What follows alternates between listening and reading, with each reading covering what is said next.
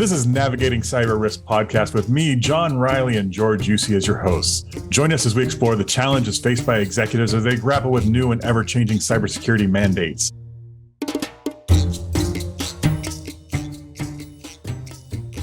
Welcome to another Navigating Cyber Risk with your host, John Riley, where we explore the challenges faced by executives as they grapple with the new cybersecurity mandates.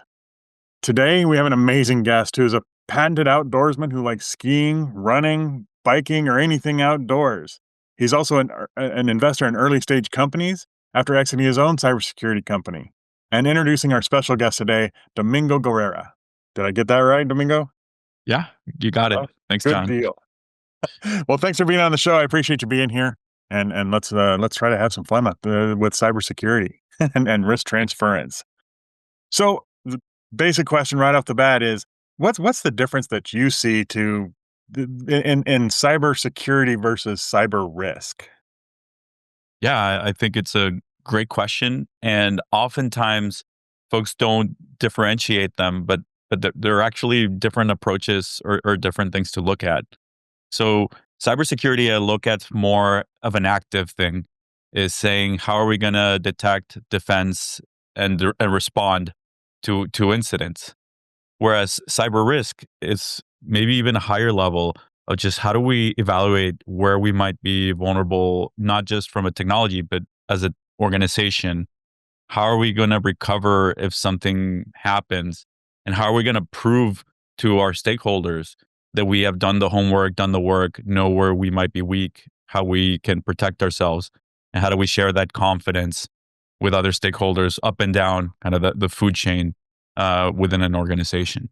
I think what you're saying also is that, the people that are doing cybersecurity on a day-to-day basis, they're what we would consider like trench warfare, right? I mean, they're doing the defense. They're in the firefight every day, trying to keep the hackers out and scanning the horizon to try and figure things out. When we talk about cyber risk, I think it's a little bit, as you said, a little bit higher view. It's like the airplane flying over and getting the overall view of where things are that maybe just scanning the horizon doesn't get you. And so that cyber risk is a way of looking at that to what might be needed outside of just the current view that you might have. So. All right. Yeah, absolutely. And I think also from a resiliency perspective, is really important to take both views. I mean, the granular is important for maybe setting up immediate action items or things to do on an active type of threat. But zooming out and seeing the overall horizon is equally important, or else you can't have the right informed approach as to how to tackle certain threats, right? So I think they go hand in hand, and organizations that do both well are way better than organizations that are maybe just strong in one versus the other. Right. I mean, and I would say most organizations today have put more of the dollars towards that cybersecurity part, but the cyber risk part is where things are starting to heat up, I would say.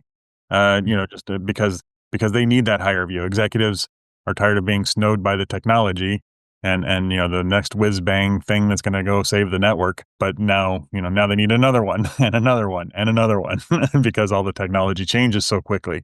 So they're trying to get that higher view of what that cyber risk might look like versus what it just looks like down in the trench. So what would you say the most significant cybersecurity threats are that are facing companies today? Well, I think we're in a really interesting stage in the overall kind of enterprise landscape where we're seeing a transformation happen across the board.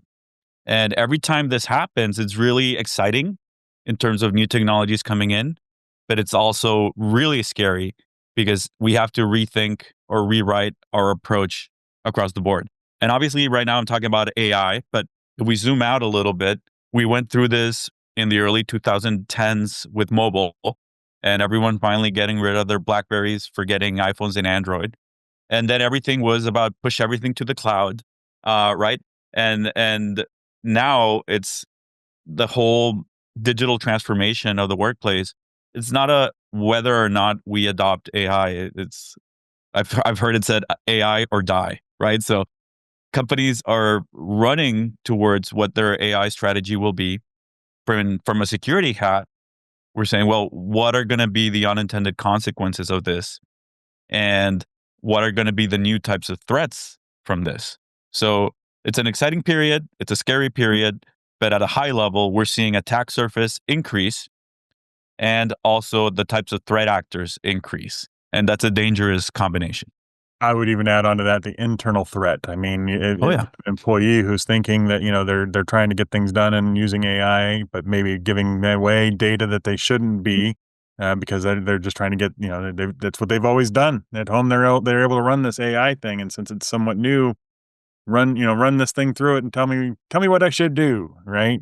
But they don't realize what data they might be giving away or what shouldn't be given away from that standpoint.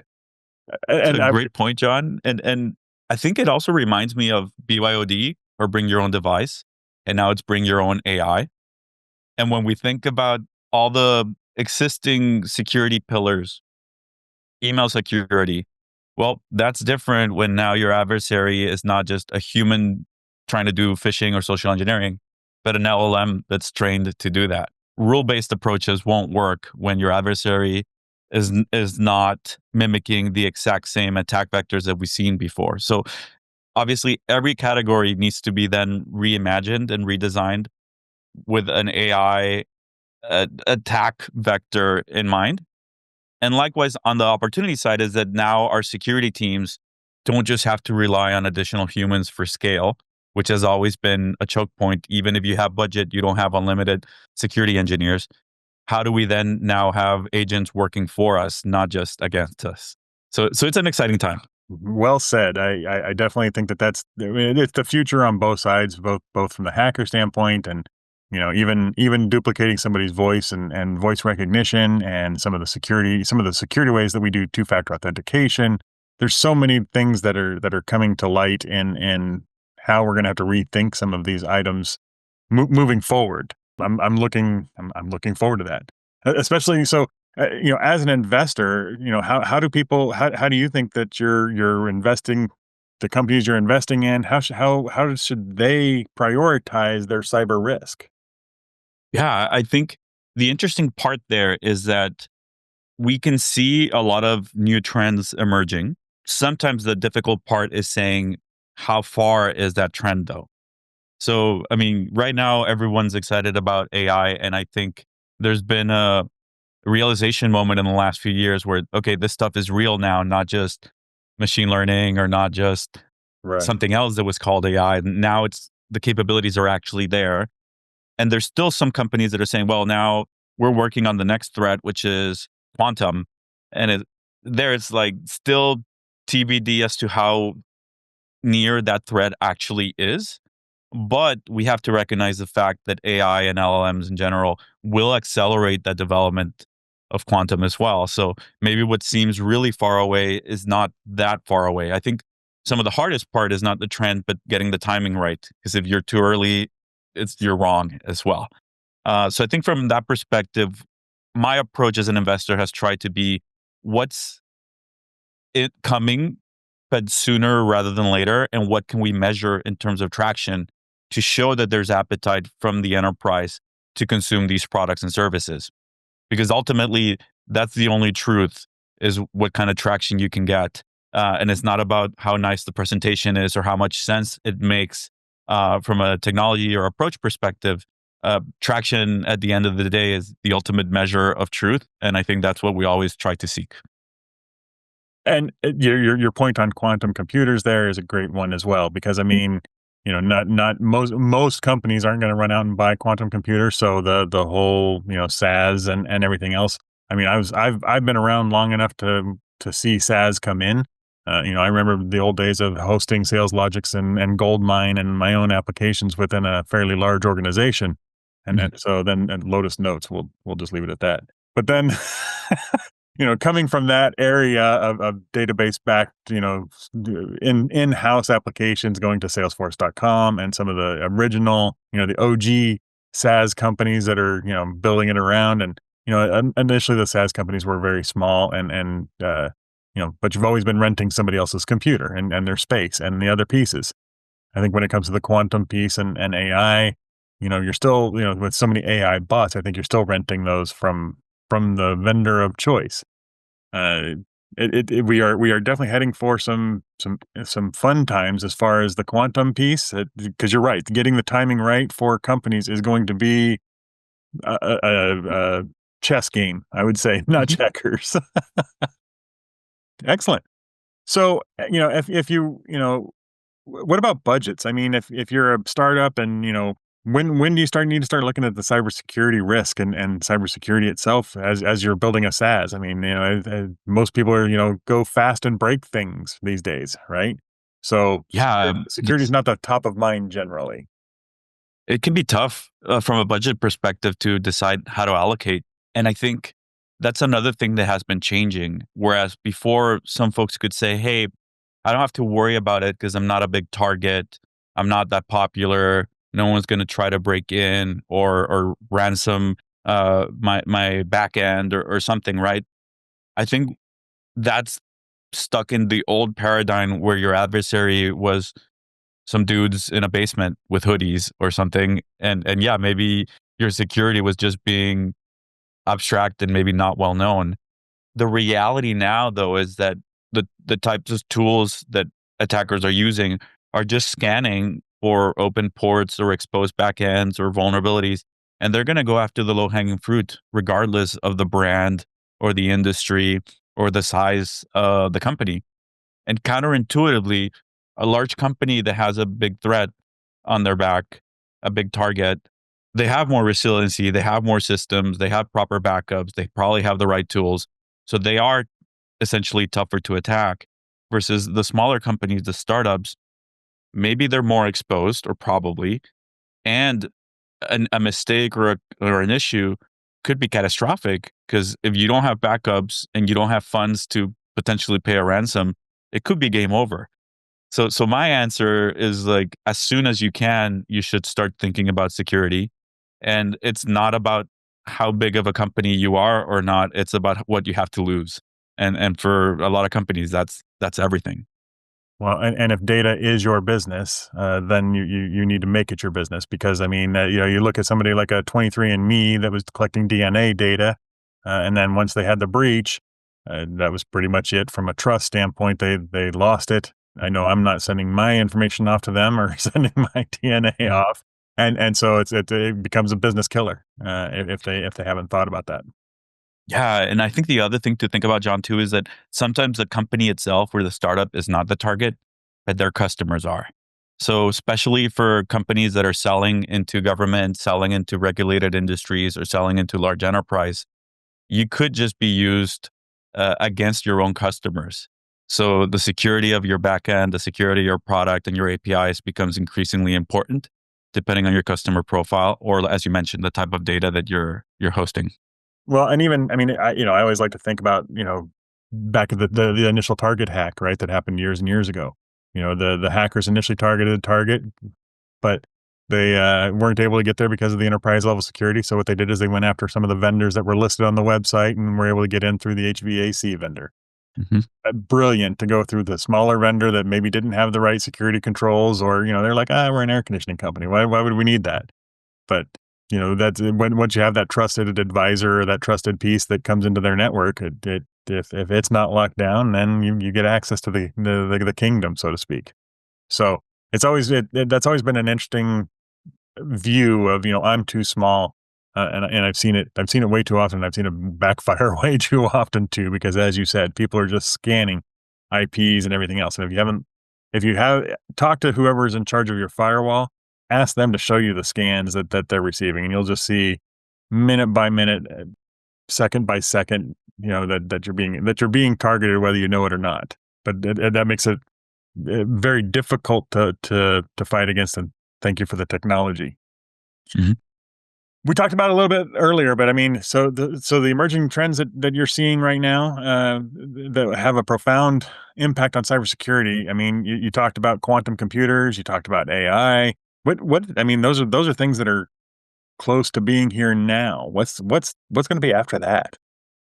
Yeah, I think we live in a world where we considered computers or bots bad in a sense that most websites were trying to block non-humans. So click on the chimneys or click on the stairs or whatever type of new captchas were out there. But we haven't thought about that problem in a world where we have legitimate good agents doing work for us.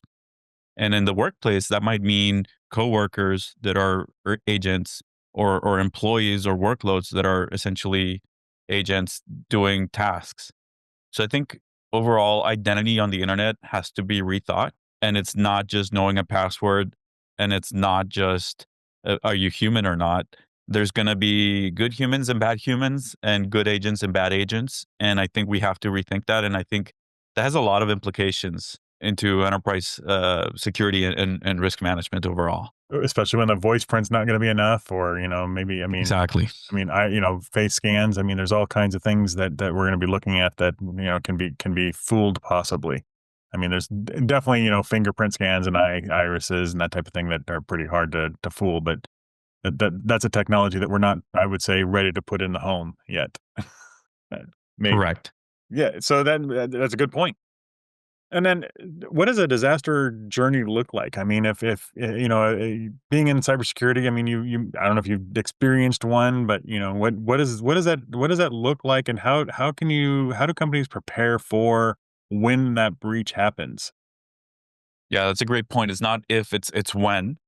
And the other part that's important is preparedness. You don't want to go through an incident and it being the first time you ever think about it. Because in a crisis situation, you're not going to make the best decisions. You're going to overlook a lot of things, and you're going to make mistakes. And just like pilots have a checklist and surgeons have a checklist, enterprise teams or company teams need a checklist. They need to do some scenario planning ahead of time of what would happen in the event of a breach, who will we notify, and what will we do, and how would we come out on the other end as best as possible. So I think a huge aspect of security that gets overlooked is that preparedness and planning, and running simulations and running drills and just having everyone's contact info. You can't assume that you'll be able to use Slack or email if your systems are compromised, for example. So from that, or you can't assume you'll be able to meet in person because it might happen over the weekend, and it usually does. So a lot of that is just how do we prepare? How do we plan? I had an opportunity to go through this a lot, luckily on the planning side and not on the reactive side. Good. But yeah, when we sold our company into Symantec again, obviously a massive security vendor, but also a massive target. So they do a lot of planning, and they did an amazing job of just having those different teams and stakeholders go through simulations and drills. And it's something that I've taken with me to every organization that I've been with after, in terms of implementing some sort of plans from the technology side, but then also from the PR side and messaging side, because how do you respond to customers? How do you respond to quotes when it eventually gets out that you were breached? Which law enforcement or agencies do you need to notify? Things like that. So that uh, training is something that has to happen at every level of the organization, or not every level, but every relevant level in the organization, not just the security teams, but all the way up to the executive chain as well. Yeah, because you definitely don't want the executive out there at the last moment, making some statement that makes it worse. I think that a lot of that, what I like to say is that you don't want to send the Pee Wee football team out to play the Super Bowl, and when that breach actually happens, that is the Super Bowl. How you prepare for it, or how you practiced for it, will have a lot to do with how you get through it, or not. Uh, And from a compliance perspective, there's also a lot of potential legal and financial repercussions on how you handled it. What you said or you didn't say, when you had to say it or not. There's timelines, especially with things like GDPR, where you have to make a statement and you have to make an announcement. And you don't want to be investigating those after the fact. Well, what's interesting about that is that all 50 states now have breach notification laws, and they're different depending on Mhm. which data it was and everything else, and so it's very easy to make a mistake when you're in that moment and you haven't thought about it. And those mistakes will cost you. Don't that's is a good way of trying to avoid that, and avoid those fines from different places, especially if you have people that you work with in all the different states. So it definitely keep track of that, and practice. All right. Well, Domingo, tell me a little bit, about the journey. How did you get to, who are you? I mean, how did you get here? How did you end up on this podcast? Let's chat about you a little bit. Yeah, absolutely. So I started my career as an engineer, really focused on design and building new products. And I loved that part of it. But I also realized that in order to have a winning product, there's more than design. You needed to nail everything from the go to market, the messaging, the strategy. And over my career, I started moving kind of up that chain and let go of my initial passion on the really technical side and moved more into like the management and product introduction and then essentially eventually go to market. For me, what got me into cybersecurity was living firsthand that BYOD movement. I remember when we got rid of our Blackberries in 2007, iPhone came out, and the security team or the IT team at the company I worked for said, "No, no way. It's BlackBerry or nothing. We're not going to support iPhones." And telling that to a bunch of engineers doesn't really work. We all figured out a way to bring those into network, but we realized also that we were creating additional threats to the workplace, and I saw that as a business opportunity. So my co-founder was at a McAfee, and we joined forces to build a mobile security company called Authority, and really grew a pretty nice business on helping enterprise manage mobile threats or mobile risk, specifically analyzing mobile apps, mobile behaviors, data leakage, permissions, and different types of network threats. We grew the company quite a bit, essentially, eventually sold it to Symantec in 2018. And I got to learn again a lot about go to market and one of the biggest security portfolios out there. And then Symantec had a lot of change a year later when Broadcom acquired Symantec. And that created an opportunity for me to start looking at what was next. And for me, while I loved my startup journey and I loved the building of the startup, I also loved working with other founders. So I started doing some angel investing, some advising, and eventually some of those companies became pretty large. One of them, Encode, in the identity and biometric space. Again, we were discussing earlier about how to tell if it's a human or not or an AI. So they do a biometric scan and tie that to employee or customer accounts to be able to see if they've been had an account takeover or verify it's really them. And I joined them to help grow their North America sales and expand the market. And at that point, I had a realization that if I wanted to have greater impact in the space, as a founder, I could maybe build one company and hopefully make it a success. As an investor and advisor over a 10-year period, I might make 50 or 100 investments and help that many founders really have a bigger impact. So I felt if I look back a decade or 2 decades in the future and looking back, what would I feel more proud of? More than building one or two companies is having an impact and being able to help potentially hundreds of founders grow this space and help reach more or solve more issues. That's something that I could really feel proud of. So that's what brought me into the investment side full time. Excellent, and that's a great story. I mean, being able to sell the company to, being working with some of the larger companies in the in the world as far as Symantec and these other ones, McAfee, having a partner from McAfee. That is a great journey that you took to get there. And then, I mean, you also had some great opportunities through school. I mean, I'm sure there's some other people that you keep in touch with from Stanford and your Mhm. days at Austin. And then also when I was looking at your LinkedIn profile, I noticed that you had a number of patents that you've been awarded. So congratulations on that. I mean, that's another way of changing the world and helping others to realize maybe some patterns or things that are needed in today's world. So Yeah, thank you. I think that part's always exciting to me is going back to the technical nature. So even though I focus a lot on the business and the go to market, I'm still a nerd at heart. And yeah, the patents is something that I've really enjoyed as well. I can definitely understand. I get that because I mean I started off my career doing networks and for telecom networks and a whole bunch of internal networks back in the days before it was popular and easy, right? I mean, we're talking Mhm. dial up internet and it was actually kind of in the days before internet. We'll just put it that way. So we had to make our own. But I've always been kind of a blinky light person. I like the blinky lights. I like the technology, but I'm forced to manage it at times now. So that's the way I look at it. So, what are you currently working on that most excites you today? Yeah, I think from the once I decided to focus on investing, it was really trying to carve a space that was new, a different approach. I tried to think back as a founder what I wish I had as well. And obviously, we had a lot of great investors, and besides capital, that were able to open a lot of doors. But traditionally, many of the investors were generalists, where they know a lot about different topics. For me, the idea was, what if we can really concentrate on cybersecurity, focused on the enterprise, and bring additional value and help on that go to market side? Because, like me, most founders are already technical or they have a technical team. But when I started selling, I had zero idea how to go and sell into the workplace. And then when I've been in charge of security at companies, I also realized that CISOs are the most targeted person in the workplace.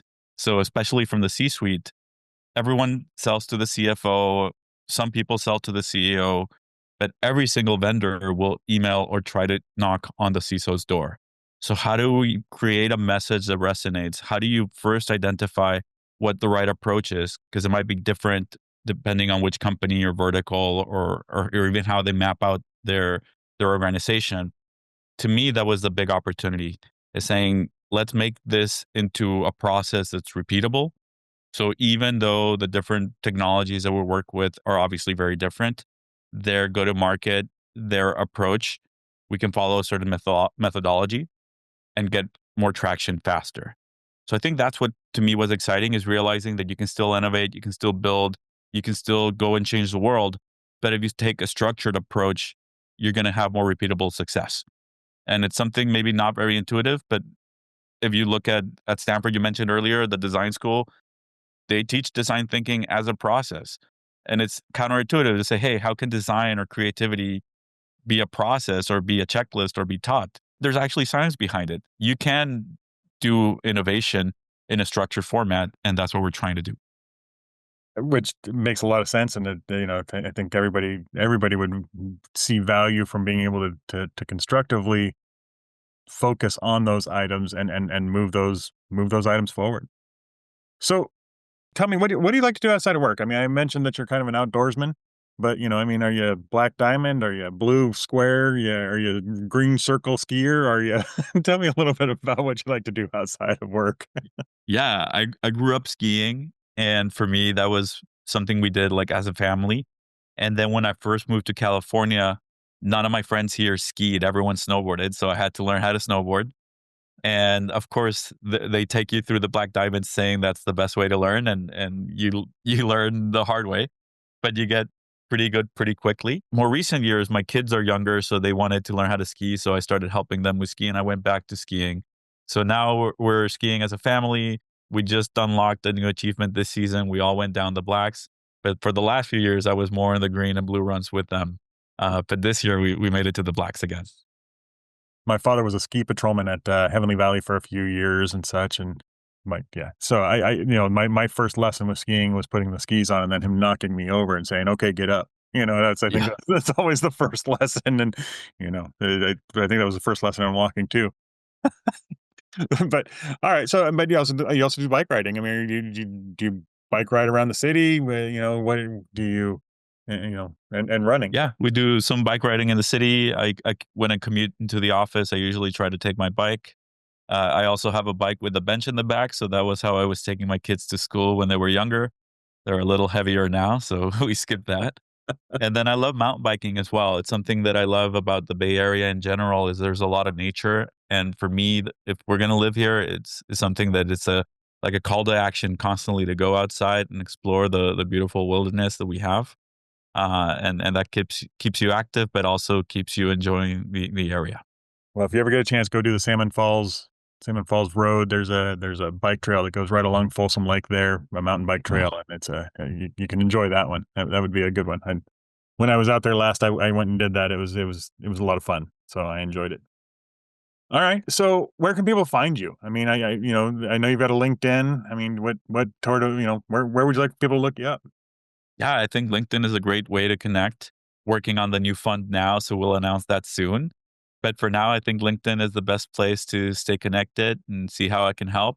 And also, share ideas. I think that's one of the things I like best about the space. Going to industry events, you see sometimes the same people with a new logo on their shirt and get to catch up on what they're solving now or what they're working on now. And I think it's a great way to keep the space interactive and keep helping each other out. Excellent. So we want to. The last thing is that I'd like to, give our audience some action item. What one piece of advice or tip would you give them for reducing, the cybersecurity risk? Yeah, I think from a risk perspective, is trying to realize that the current threats we had are only going to get worse when the adversary is using technology and tools at their disposal. So the bar from an attacker perspective keeps getting lower, where it's not like an incredibly gifted person that has to figure out how to go fish your organization. They can use a tool that's pre-trained or they can self-learn to do that now. So when we think about that, it might be scary, but at the same time, I think the challenge is how do we use these tools and technologies to defend ourselves as well? So I think that's, to me, what's more exciting. It's more optimistic as a final note instead of a scary note, is that as the attackers get better, we can leapfrog and get even stronger as well, both from a security, but also from a risk management perspective.